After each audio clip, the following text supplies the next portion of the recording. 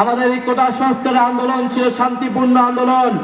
শেখ হাসিনার পুলিশ, ছাত্রলীগ, সন্ত্রাসী বাহিনী গুলি চালিয়ে বর্বরোচিত হামলা করে আমাদেরকে অভ্যুত্থানের দিকে নিয়ে যেতে বাধ্য করেছিল।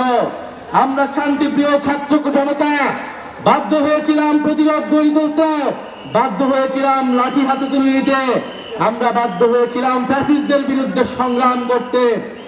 ৩রা আগস্ট আমরা স্পষ্ট করেছিলাম এই লড়াইটা ফ্যাসিস্ট রাষ্ট্র, ফ্যাসিস্ট বাহিনীর বিরুদ্ধে জনগণের লড়াই। ফলে সেই লড়াইয়ে জনগণের পক্ষে যারা ছিল তারা বাংলাদেশের স্বাধীনতার জন্য, মুক্তির জন্য লড়াই করেছিল। যারা শেখ হাসিনার পক্ষে যে সকল পুলিশরা ছিল, যে সকল সন্ত্রাসী বাহিনী ছিল, তারা ফ্যাসিস্ট বাহিনী হিসেবে, দোসর হিসেবে সাব্যস্ত হয়েছিল।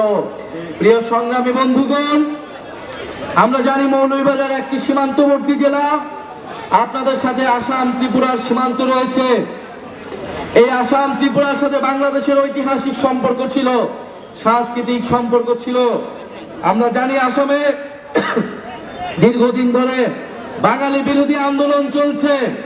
আসামে বাঙালি জাতিগোষ্ঠীকে, মুসলমান এবং হিন্দুদেরকে বাংলাদেশি সাব্যস্ত করে সেখানে তাদের নাগরিকত্ব কেড়ে নেওয়া হচ্ছে।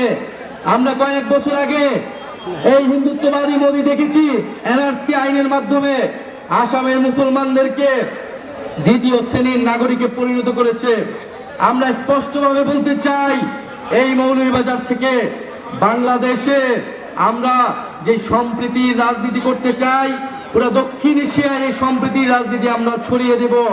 পুরো দক্ষিণ এশিয়ার নিপীড়িত দলিত, মুসলমান এবং বাংলা ভাষীদের পক্ষে বাংলাদেশ লড়াই করবে। প্রিয় মৌলভীবাজারবাসী, আজকে আপনারা এসেছেন, আপনাদেরকে সাধুবাদ জানাই। জাতীয় নাগরিক পার্টি ইনশাল্লাহ আপনাদের অধিকারের জন্য কথা বলবে।